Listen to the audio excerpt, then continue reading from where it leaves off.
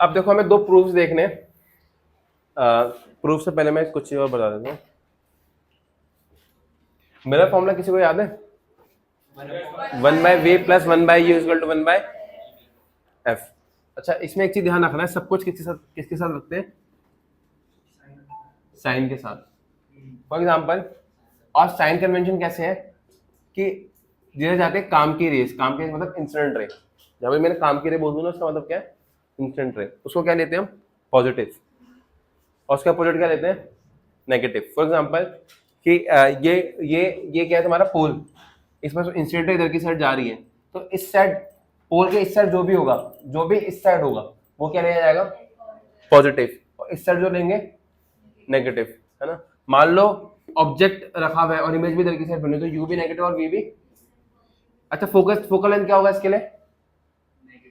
Focal length negative होगा क्योंकि पोल के हाँ। और इस केस में बताओ, इस केस में फोकल लेंथ क्या होगा? तो ध्यान रखना कि कॉनकेव मिरर के केस में फोकल लेंथ क्या होता है? नेगेटिव, और कॉन्वेक्स के केस में पॉजिटिव। समझ आ गया?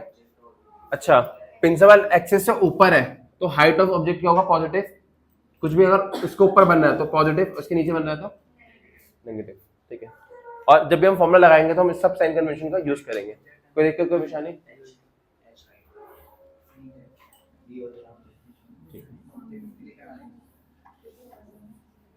मेरा formula 1/v plus 1/u equal to 1/f। Lens formula होता है इसका, जस्ट यहाँ पर प्लस की जगह क्या लग जाता है? अगली चीज है मैग्निफिकेशन। मैग्निफिकेशन होता है height of image by equal to minus V by. आप सुनो, मैग्निफिकेशन दो चीजें हैं। अच्छा, मुझसे एक बंदा बोल रहा था, एक मैं 10th में पढ़ा रहा था जब, कि एक चीज है -2 और एक जगह मैग्निफिकेशन 1। किस केस में मैग्निफिकेशन ज्यादा है? कौन सा ऑब्जेक्ट? एक की मैग्निफिकेशन 1 आ रही है, एक की मैग्निफिकेशन -2 आ रही है, तो किस केस में वो ऑब्जेक्ट मैग्नीफाइड है? 1 और -2। -2। तुम पता कैसे कर रहे हो? तुम इंटीजर्स के टर्म से बात करो कि पॉजिटिव इंटीजर नेगेटिव इंटीजर है, मुझे उससे कंपेयर नहीं करना, मुझे बस वैल्यू से कंपेयर करना होता है। इन पॉजिटिव नेगेटिव का अपना मतलब होता है ना। अगर मैग्निफिकेशन ग्रेटर देन 1 है, ग्रेटर देन 1 का मतलब क्या है? तीन केस होंगे इसमें। इक्वल टू 1 है तो सेम साइज, लेस देन 1 है डिमिनिश्ड, और ग्रेटर देन 1 है। सेकंड चीज है पॉजिटिव नेगेटिव क्या बताता है?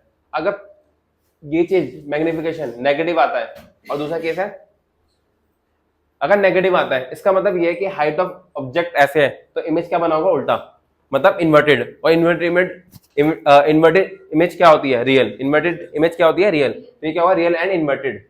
रियल एंड नेगेटिव का मतलब क्या? Real and inverted. और पॉजिटिव का मतलब क्या है? वर्चुअल एंड, ये लिख लो।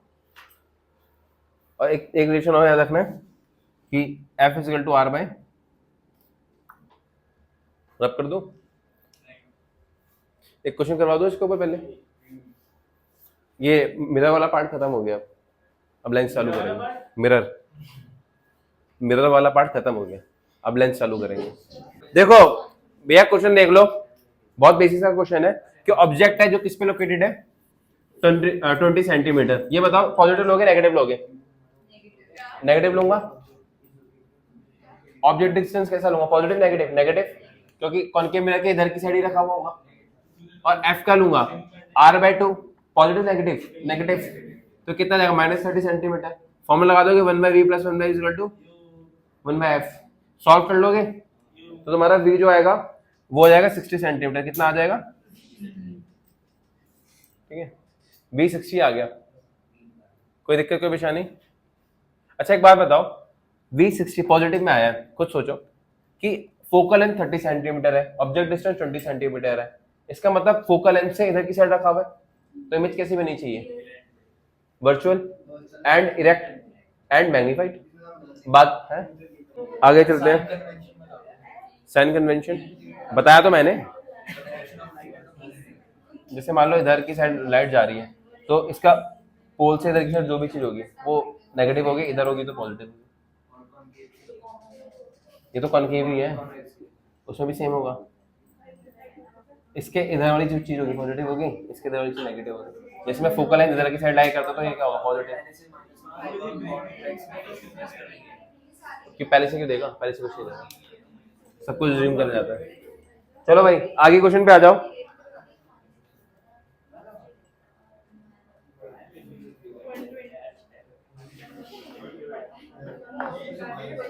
क्वेश्चन पूरा नहीं है क्या? सुनो, पेज नंबर 21 पे आओ। पेज नंबर 21 पे आओ। एक ऑब्जेक्ट है जिसको कॉनकेव मिरर के सामने रखा है, जिसका फोकल लेंथ कितना दे रखा है, 15 सेंटीमीटर। The image form is 3 times the, page number 17, oh sorry page number 20 और 21 के अराउंड होगा। ऑब्जेक्ट है पेज नंबर 20 और 21, 19 ले लो। एक ऑब्जेक्ट है जिसको फ्रंट ऑफ कॉनकेव मिरर में कॉनकेव मिरर के सामने रखा गया। कॉनकेव मिरर का जो फोकल लेंथ दे रखा है वो क्या दे रखा है, फोकल लेंथ कितना दे रखा है, माइनस लूंगा प्लस लूंगा माइनस लूंगा, ठीक है। The image is 3 times the size of object, calculate 2 possible distance of the object. The thing is, उसने बोल दिया जो इमेज का साइज है, इमेज का साइज है वो 3 टाइम्स है किसका, ऑब्जेक्ट का। मतलब मैग्निफिकेशन क्या दे रखा है, 3। अब ये मैग्निफिकेशन मुझे नहीं पता कि ये +3 है या फिर +3 है, तो कौन सा ऑब्जेक्ट होगा, वर्चुअल एंड, और -3 है तो रियल एंड। मुझे केस तो पता नहीं अब कौन सा है,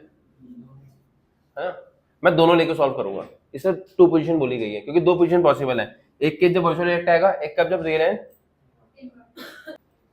देखो मैं ऑब्जेक्ट डिस्टेंस को क्या ले लेता हूँ, x, क्या ले लेता हूँ, x। और ऑब्जेक्ट डिस्टेंस को मैं, अच्छा ऑब्जेक्ट डिस्टेंस x होगा या फिर मुझे -x ले लेता हूँ। चलो -x क्यों, क्योंकि वो क्या होगा, नेगेटिव होगा। तो अगर वो वर्चुअल एंड डायरेक्ट है तो इमेज किधर की साइड बनेगी, इमेज किधर की साइड बनेगी, दूसरी साइड। तो जो v होगा वो किसके बराबर होगा, 3x के, किसके बराबर होगा, 3x के।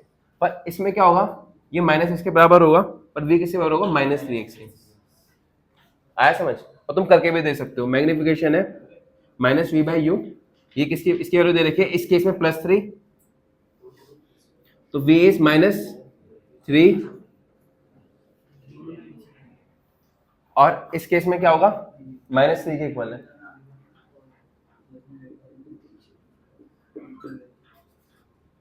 तो v किसके बराबर आ जाएगा, 3u।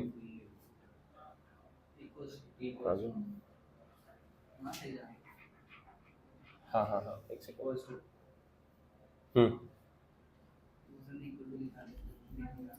-3v, -v/u, क्या है तुम्हारा, -x, तो तुम्हारा ये कितना आ जाएगा, v = -3x। समझ आया, बाकी नहीं समझ आया, आ गया। अरे तुम खुद भी लॉजिक लगाओ, वर्चुअल डायरेक्ट कब बनेगा, जब मेरे को सेट बनेगा, तो 3 टाइम्स रखना है किसके, x के, और पॉजिटिव आएगा वो, क्योंकि उधर की साइड क्या बनता है, पॉजिटिव, इधर की साइड क्या बनता है, नेगेटिव। अब इसमें लगाना है 1/v + 1/u = 1/f, और इसमें भी लगाना 1/v + 1/u = f। तो यहाँ से ऑब्जेक्ट का डिस्टेंस आएगा, सॉरी इमेज का आएगा, और वहां से इमेज का आएगा। तो ये 2 पोजीशन है जहां पॉसिबल है। बाकी तुम्हारे क्वेश्चन को छोटा करना हो तो क्वेश्चन सीधा दे सकता है कि the image is virtual and direct, तो तुम्हें कौन सा केस लेना, +3 वाला, और दे दे रियल एंड इन्वर्टेड, तो कौन सा लेना है, -3 वाला। कोई दिक्कत क्या परेशानी। अच्छा रिफ्लेक्शन क्या होता है, रिफ्लेक्शन क्या होता है, रिफ्लेक्शन जब एक लाइट एक मीडियम से दूसरे मीडियम में ट्रैवल करती है तो लाइट रे क्या करता है, अपने पाथ को चेंज कर देती है, ठीक है, उसको क्या बोलते हैं, रिफ्लेक्शन बोलते हैं। अगर लाइट, देखो ये तो पता होगा, डेंसर से रेयर जा रही है,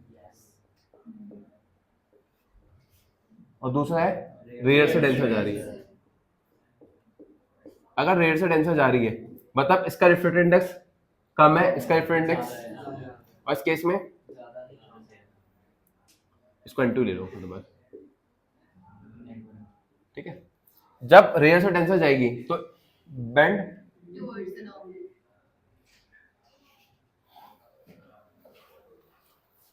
किसी का फोन नहीं, एक ही फोन है, एक ही फोन है हमारे पास, वो ऊपर पड़ा है, क्या हो गया, हरकतें करना बंद कर दो। क्या कर रहे हैं हम, मेरे को जानना ही नहीं है। बेंड टुवर्ड्स द नॉर्मल, और डेंसर एरिया जाएगा तो अवे फ्रॉम द,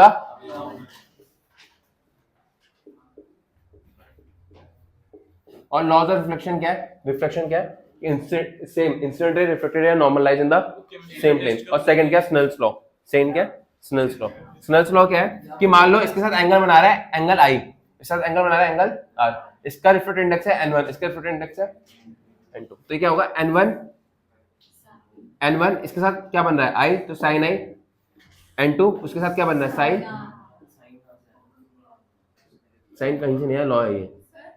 तो sine I by sine R is n2 by, और इसको कहीं पे reflected index of 2 with respect to, class 10 में पढ़ा होगा ये। This law is known as Snell's law.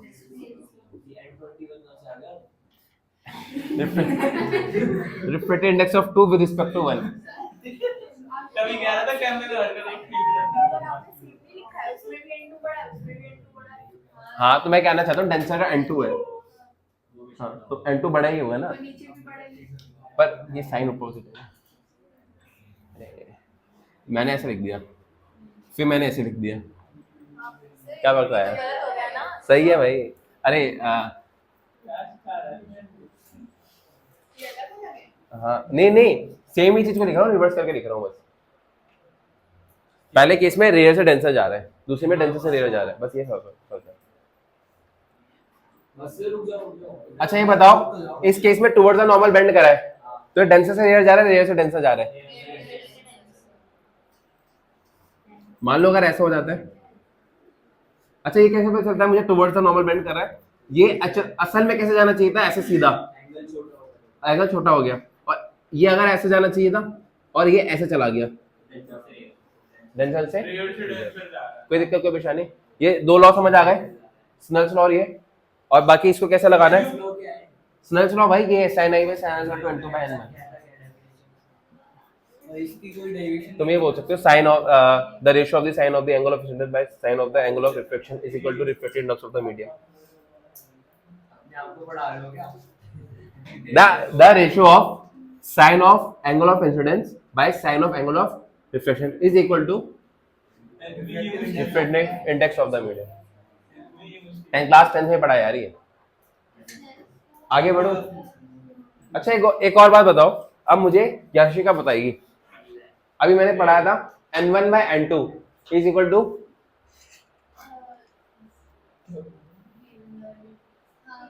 b2 by is equal to lambda 1 by चलो भाई उल्टा कर लो लो, इसके दिल की खुशी के लिए कर देता हूँ ये, ठीक है। अब इसको किससे इक्वल कर सकता हूँ? साइन आई बाय, ये तुम्हारे ना प्रैक्टिकल है पूछते हैं, जो एक्सटर्नल प्रैक्टिकल लेंगे ना वो पूछेंगे। ये इसमें लैम्डा 1 ऊपर आएगा,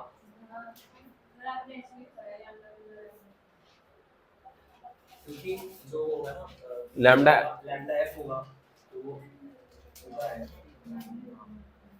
इसका सही है, इसका सही है, इसका 2 ऊपर आएगा। मैं क्या करवा रहे हो मुझसे तुम ये? अरे v लैम्डा f होता है, हाँ v जब लैम्डा f होगा तो f से f सही जाएगा, हाँ तो यहाँ पर भी तो उल्टा होगा फिर। हाँ उल्टा होगा। रब कर दूं, रब कर दूं, रब कर दूं, रब कर दूं, रब कर दूं। आप एक कॉन्सेप्ट पढ़ा रहा हूँ, बड़ा ध्यान से सुनना, 10 मिनट है, मत पढ़ाओ, बड़ा ध्यान से मन लगा के सुनना, बहुत इंपॉर्टेंट कॉन्सेप्ट है।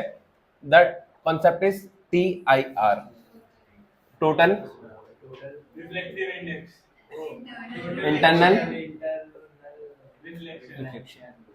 अरे एक बात बताओ, किसी भी पूछना कि सर एक बात बताना कि टोटल क्यों लगा यहाँ पर?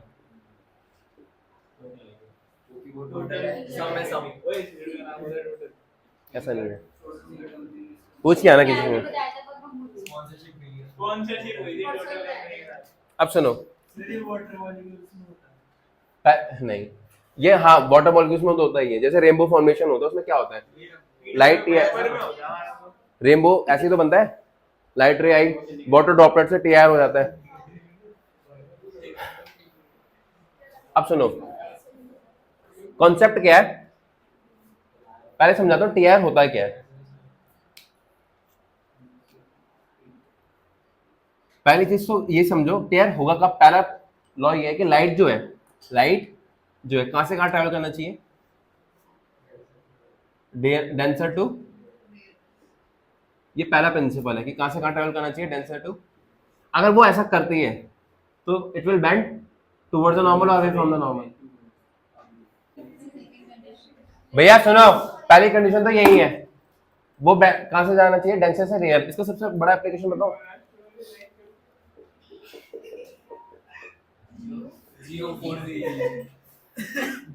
ये कैसे अब सुनो, हाँ एयरटेल 4G जो भी है सबसे पहले जियो ने करा था ना। ये असल में क्या है कि ये ऑप्टिकल फाइबर जियो ने क्या, हाँ यूज उसने करा ऑप्टिकल फाइबर। अब तुम देखोगे जैसे वाईफाई है उसमें सबसे पहले क्या बोलते हैं, ऑप्टिकल फाइबर लगवा लो, है ना। ऑप्टिकल फाइबर की खास बात होती है कि सबसे ज्यादा टीआर करती है वो। अब मैं तुम्हें बता दूं, अरे सुनो, लाइट क्या डेंसर से रेयर जा रही है तो away from the normal bend करेगी। जो बच्चे आज नहीं आए उनको बहुत कुछ छूट गया।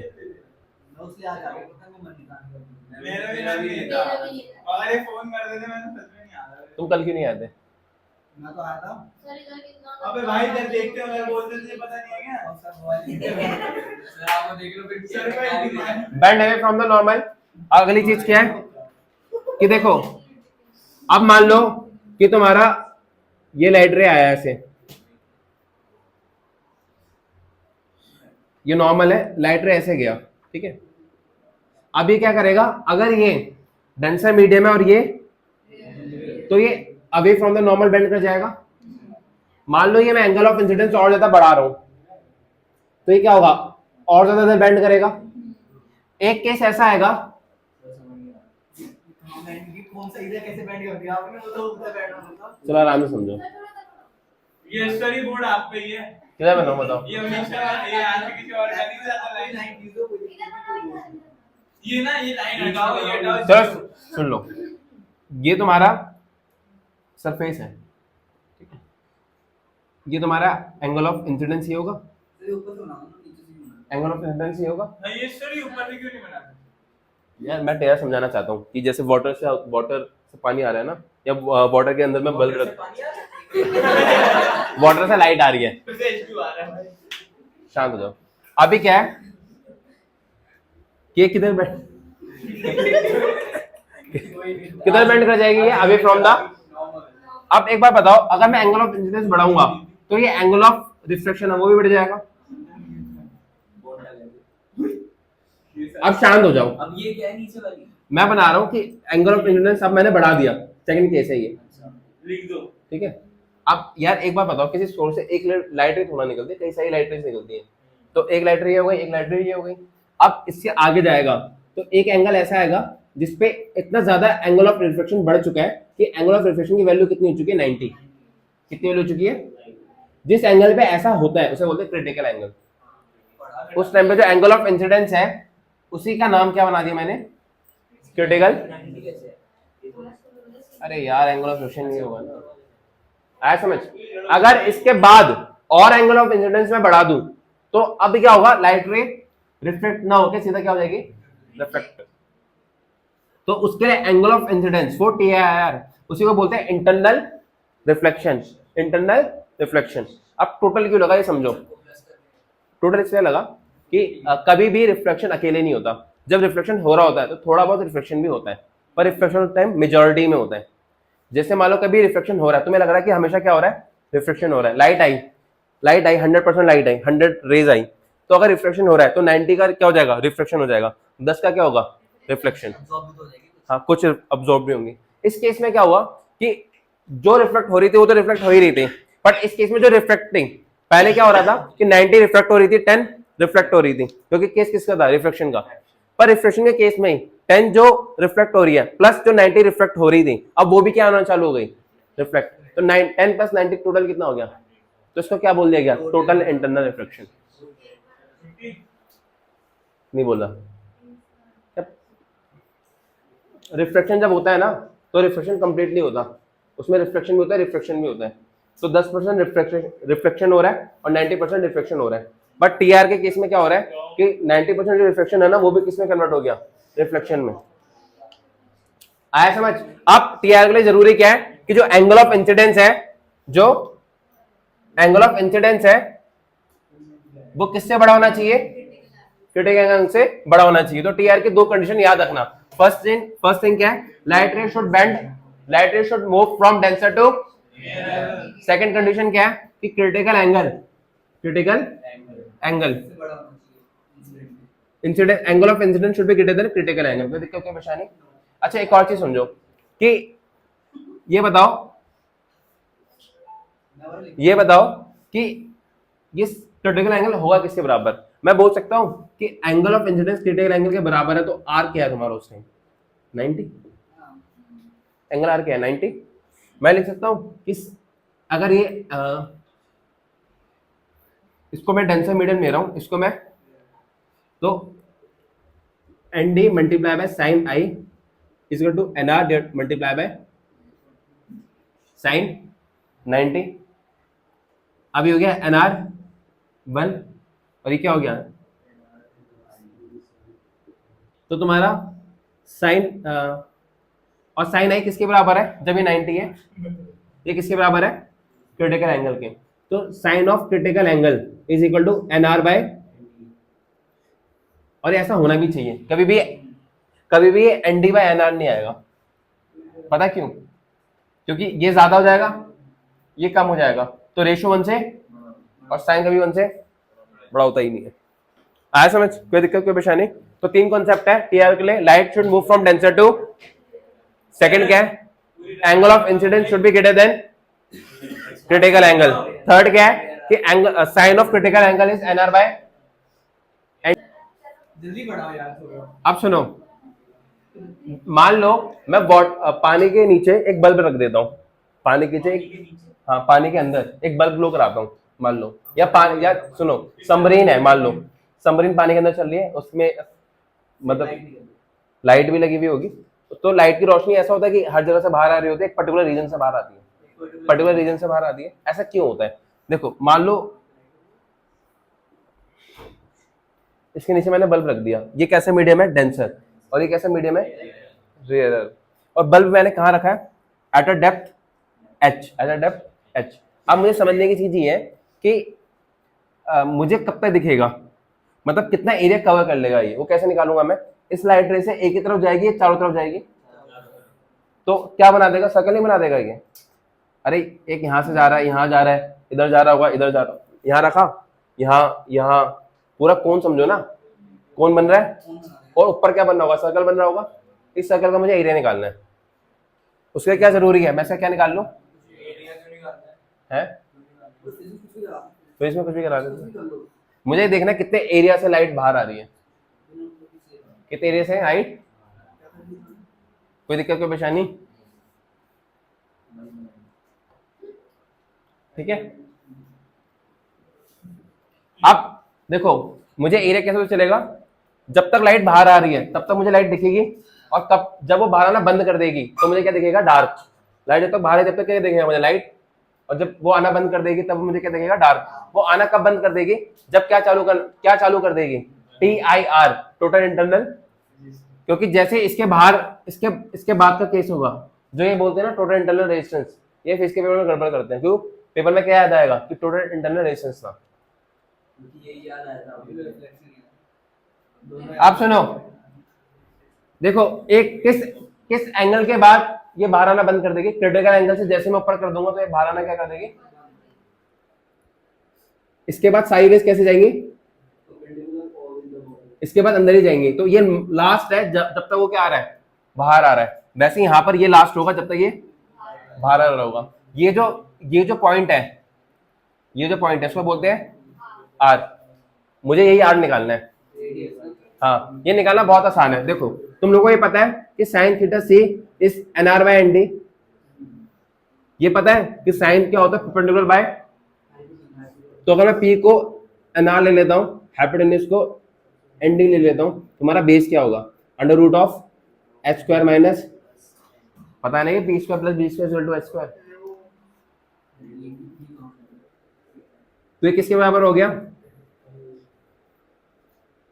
N D square minus base. ये समझ आ गया, ठीक है। अब तुम्हारा जो टेन थीटा होता है, टेन थीटा किसके बराबर होगा, परपेंडिकुलर बाय। तो परपेंडिकुलर क्या तुम्हारा, देखो ये थीटा सी है तो ये भी थीटा सी होगा।